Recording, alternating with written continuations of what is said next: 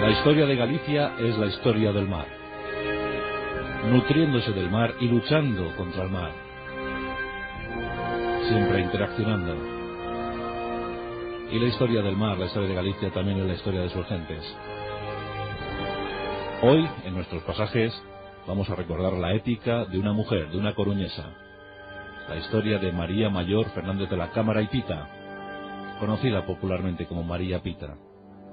Este capítulo bien se pudiera llamar Cuando la sociedad civil se unió a la militar para combatir el peligro que llegaba desde el mar, desde allende fronteras. Mayo de 1589. El acto heroico de una mujer, el símbolo de un país, la historia de María Pita.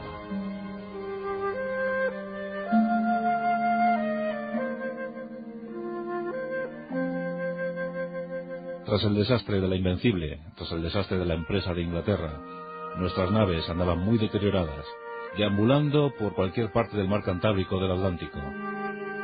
Los elementos no habían sido propicios, pero la rapiña inglesa no había sido tan grande como luego se nos pintó, como luego se nos contó. Muchos buques sobrevivieron, consiguieron salir de aquel infierno. El duque de Medina Sidonia, con sus 38 años, y con lo que pudo salvar, fue refugiando, nave tras nave, en los puertos de San Sebastián, de Santander, y allí esperaban mejores oportunidades. Aquel verano de 1588 fue de infausto recuerdo. No mandé a mis naves a luchar contra los elementos, dijo el rey prudente, el rey Felipe II. Pero la reina Isabel I, la reina virgen, quería devolver el golpe, quería acabar con la amenaza hispana. No quería volver a enfrentarse a una nueva invasión, a un nuevo peligro de invasión. En esta ocasión, todo había estado demasiado cerca. Las tropas de Alejandro Farnesio en el continente y los buques de Medina Sidonia merodeando las costas británicas. La reina virgen, a sus 56 años, ordenó el contragolpe. Ordenó lanzar una flota contra España. Ella misma aprovisionó 6 buques reales, 6 galeones reales.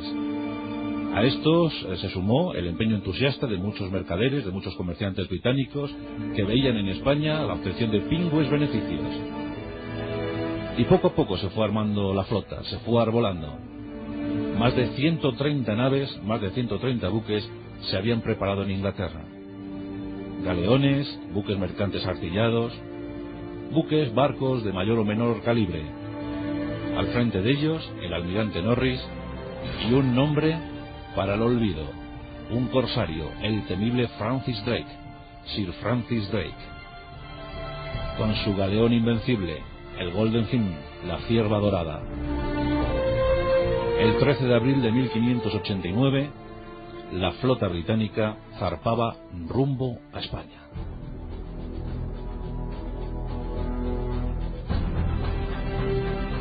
La flota era muy poderosa, muy potente. El objetivo principal era hundir lo que quedaba de la Invencible. En consecuencia, los buques británicos se deberían dirigir a los puertos españoles y allí tumbar lo que quedaba de la flota española. Isabel I consideraba que Felipe II tenía recursos suficientes para armar nuevas flotas. Por tanto, se devolvería el golpe en la propia tierra hispana. Los buques británicos se iban acercando peligrosamente.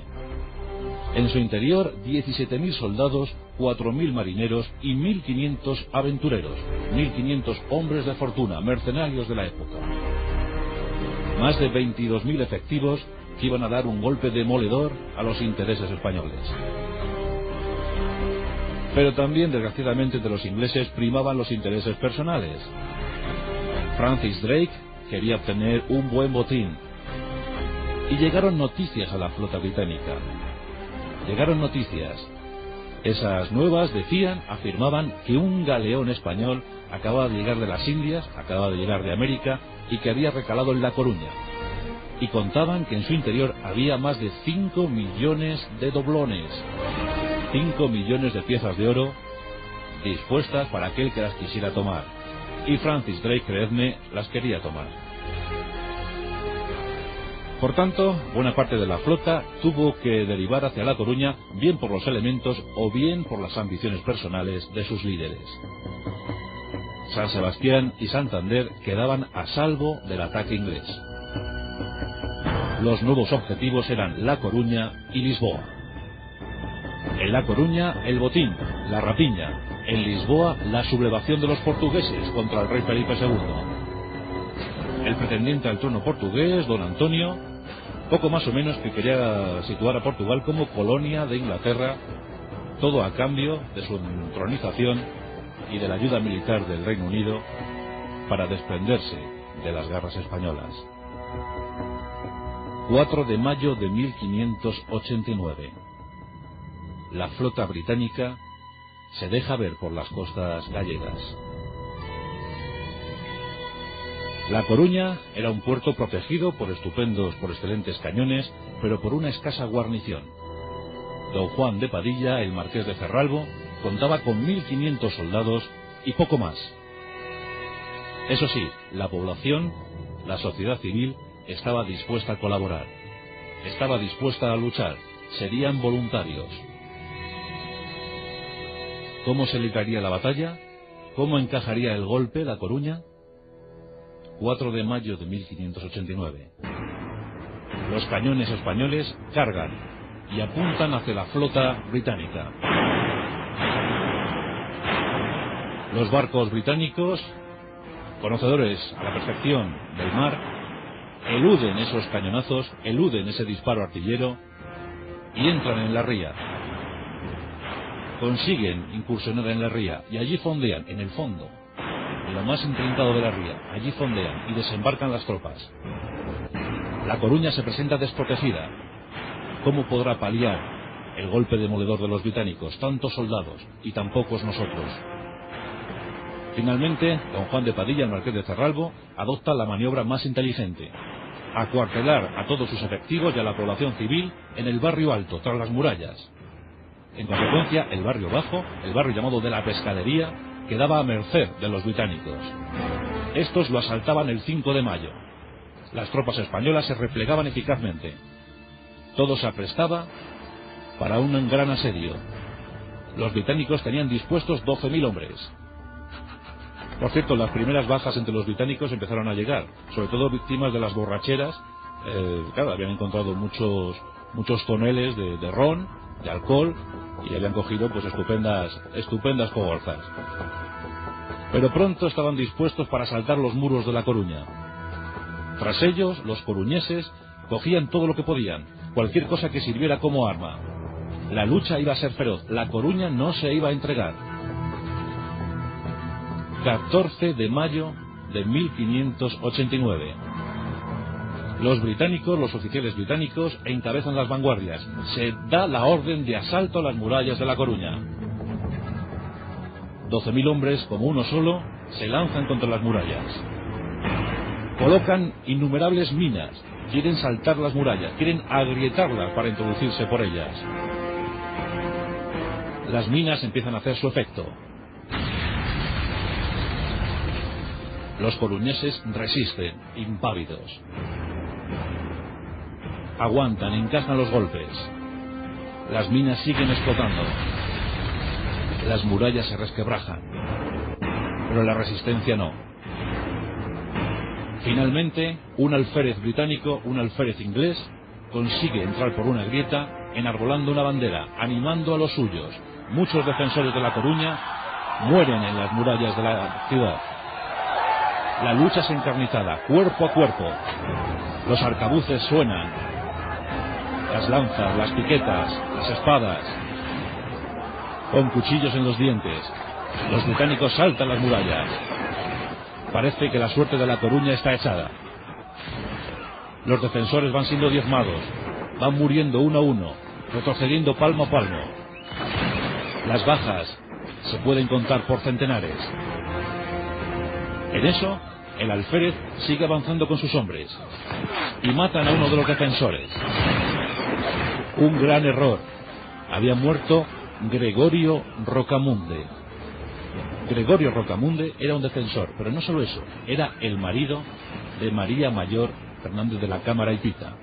Era el marido de María Pita, una muchacha gallega, nacida en torno a 1562, un abanico entre 1562 y 1568, en consecuencia era una veinteañera que estaba luchando al lado de su marido. Cuando vio a este caer, dicen que cogió su arcabuz y disparó al alférez británico.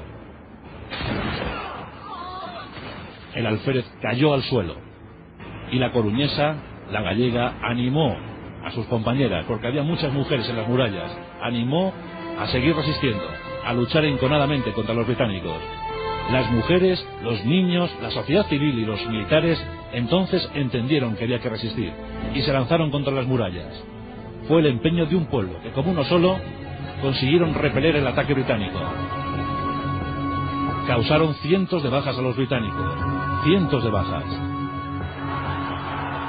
Y ante la inminente llegada de refuerzos españoles, los británicos optaron por la retirada. Lo inimaginable, lo impensable, los apenas 1500 defensores, apoyados por todo el pueblo de La Coruña, habían expulsado a los británicos. Estos a duras penas subieron a sus galeones, a sus barcos y huyeron del lugar. La Coruña había sido salvada.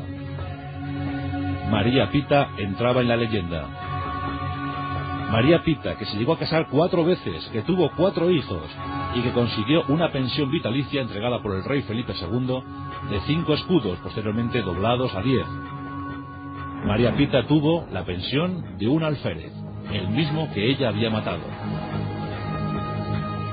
María Pita pasará a la historia, pasará a la leyenda, pero no hay que olvidar a todas las mujeres que participaron aquel día en la contienda. Por ejemplo, Inés de Ben, una mujer que recibió 2 balazos en la defensa de las murallas. O las cientos de mujeres que llevaron arena, que llevaron municiones a las murallas para que los defensores pudieran seguir disparando. Un día de recuerdo memorable. María Pita como representante de esa sociedad civil, de ese pueblo de La Coruña. Francis Drake y los suyos tuvieron que apretar los dientes y huir. La expedición contra Lisboa fue también terrible para ellos. Finalmente, con 12 buques perdidos y con el 70% de los efectivos dejados en tierras hispanas, habían muerto más de 15.000 hombres, tuvieron que volver al Reino Unido. Allí esperaba una doliente reina Isabel I. Fue algo terrible para ella. El desastre de la Invencible se pudo paliar de esa manera.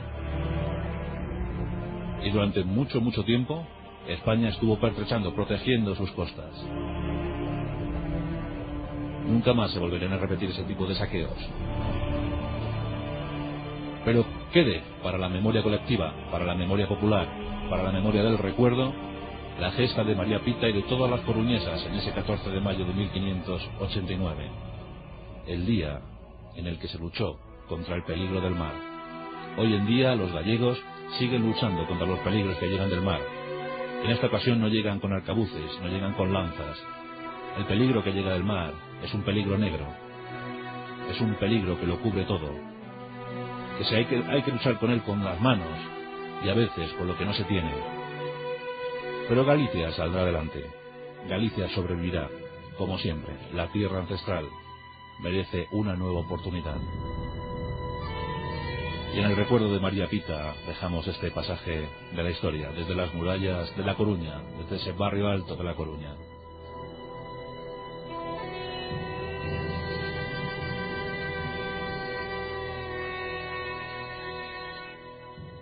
Las ayudas para María Pita llegaron, pero para otras mujeres coruñesas no llegaron. Inés de Ben, por ejemplo, otra de las heroínas, no consiguió nunca ningún resultado, no consiguió nunca ninguna pensión. Ojalá que en estos días inciertos las ayudas lleguen para todos, porque todos han luchado por igual.